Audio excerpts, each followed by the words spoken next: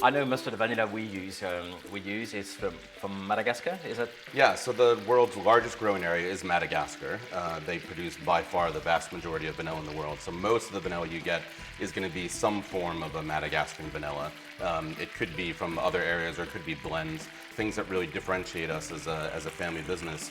And because we're a family business, we're very particular about it, is the origin of the vanilla beans and then our extraction process. So we have a very gentle, kind of long extraction process that really pulls out the full flavor from the vanilla bean. Takes us weeks to produce a single batch.